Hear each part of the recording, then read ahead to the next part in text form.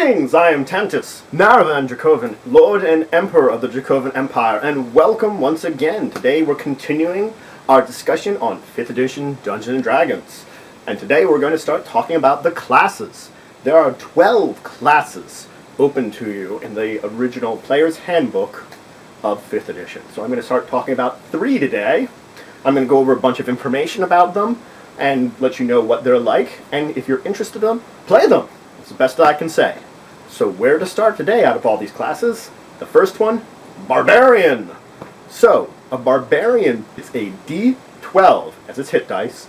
The primary score that you're going to use as a Barbarian is Strength, and it gets its proficiency to Strength and Constitution saves. So they get proficiency in light and medium armor, they're proficient in simple and martial weapons, and they have a short list of skills which you can choose 2 of to be proficient in. Now, barbarians are like fierce warriors who use their eternal rage to fuel their strength and battle prowess. So like all the classes, they give you a list of items you can choose from, a base item list, or an amount of money you can spend to purchase stuff. Personally, at this point in time, I've been using the base item list. It's kind of neat. It gives you good selection. I think only if you had a specific character in mind would you go to buying equipment yourself. If you don't have like an ideal in your mind about that, go with what they offer you. So they give a couple of options there. So let's talk about the abilities you get for being a barbarian. I'm not going to talk about their leveling up abilities too much today. I'm going to mention a few things about it.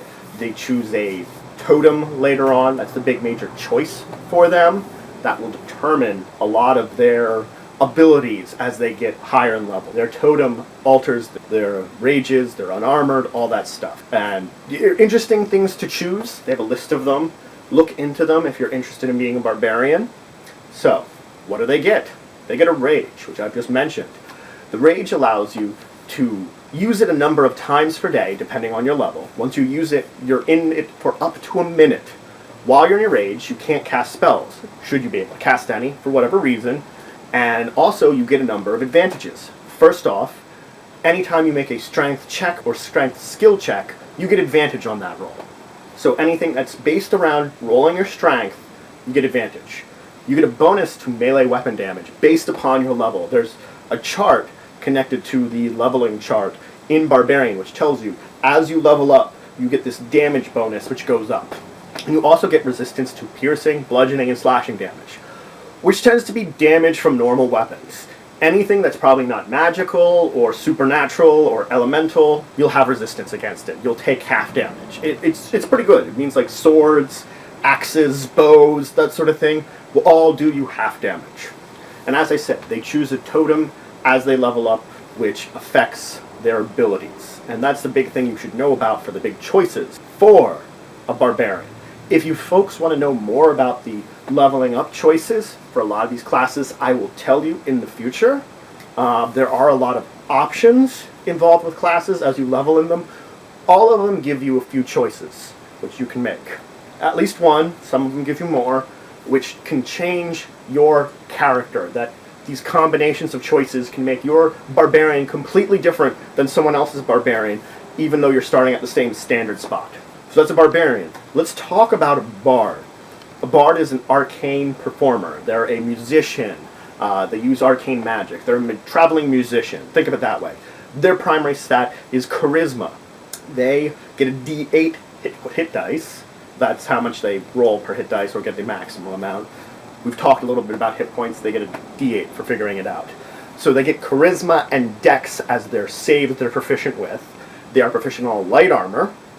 And they are proficient in simple weapons, plus a small list of other weapons, which are considered part of the bard's proficiency.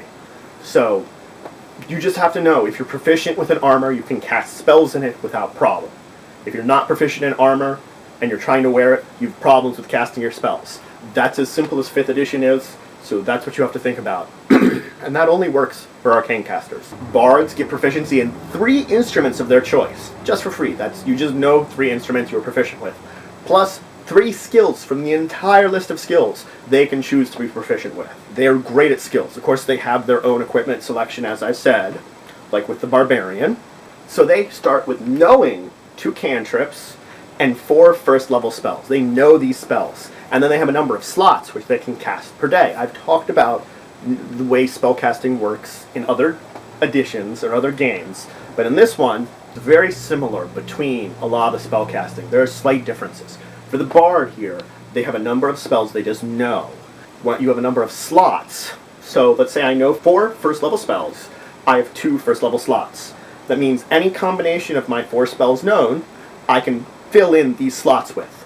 So if I know this spell, if I know this spell and this spell, and this spell and this spell, I could choose to cast this one and this one, or this one and this one, or this one twice, or any combination of these 4 spells I can cast twice.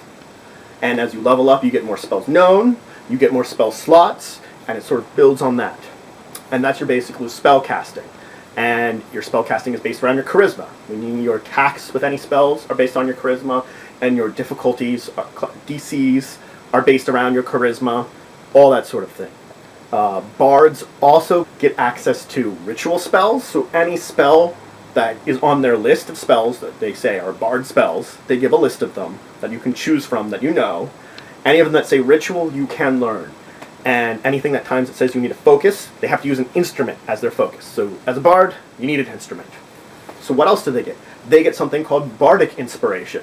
It's a little different from the inspiration I talked about before, which I'm going to explain. But what bardic inspiration does is I can grant someone else within 60 feet of me a bonus dice. It starts at a d6, but it goes higher as you level up. And when they're going to roll some kind of d20 roll, they can choose beforehand to add that d6 in. So I'm going to make an attack. I use my bardic inspiration because this guy looks difficult to hit. Or I'm going to make this save. I'm going to add my bardic inspiration. And you can use bardic inspiration a number of times per day equal to your charisma modifier. But someone can only have 1 inspiration on them at a time. So I can only have 1 inspiration on my ally at a time. As a bard levels up, they gain access to more abilities based upon them being skilled against their performances. They also gain bardic college, and colleges are basically what kind of their field of study, and they get different abilities based upon their college. I should note that all the classes gain more ability scores, extra attacks, and proficiencies depending on their level. The extra attack ability, it says different things for different classes, but you're always going to be getting more than 1 attack, and your proficiency bonus will always go up, and at certain levels, about every 4 levels, you gain ability score bonuses.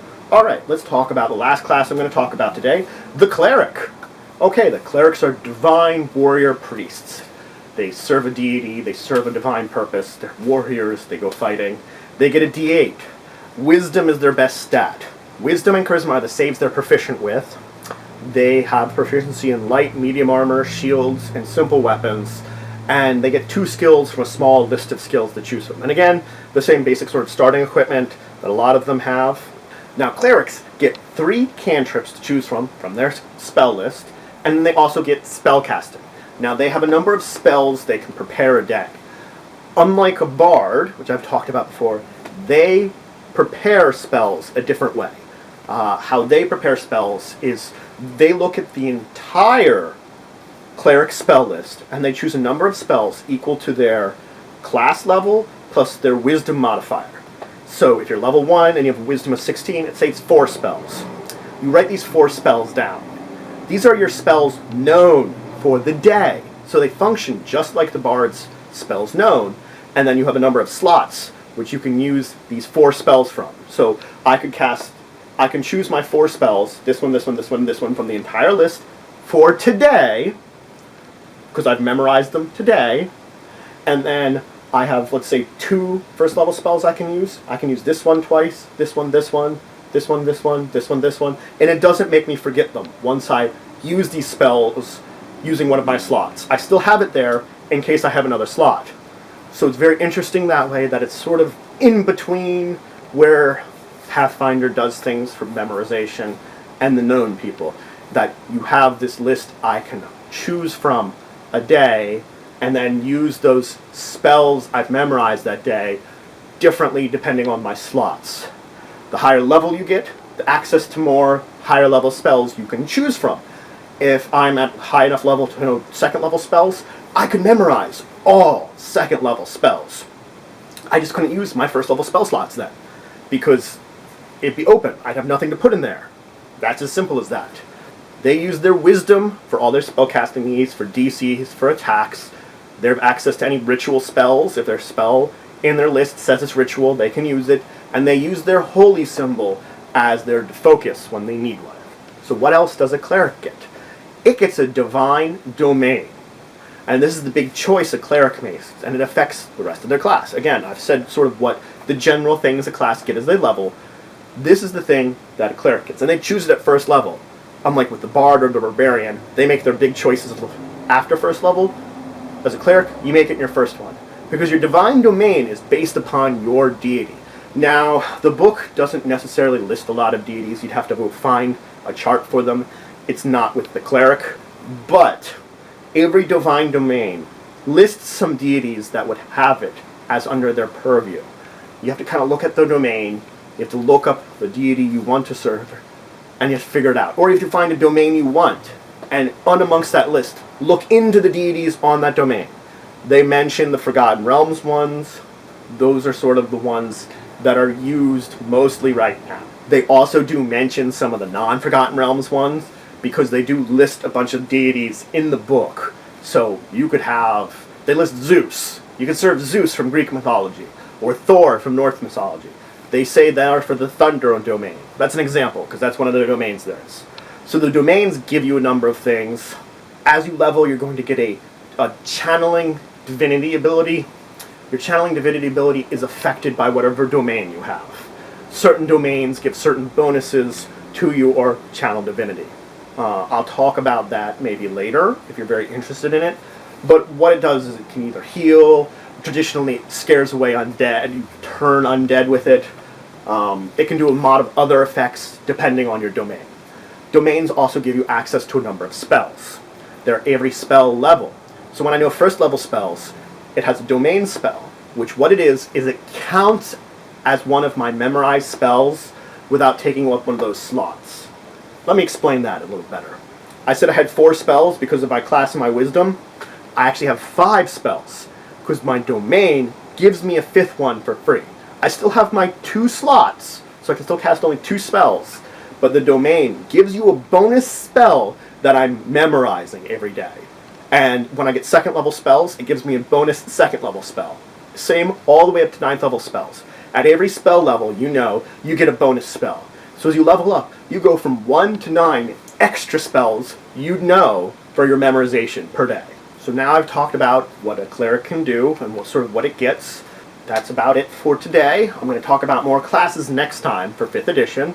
So if you enjoyed this video, please like it. Please comment if you have any questions or want to say something. And of course, please join, subscribe, become a citizen of the Empire. And until next time, I bid you farewell.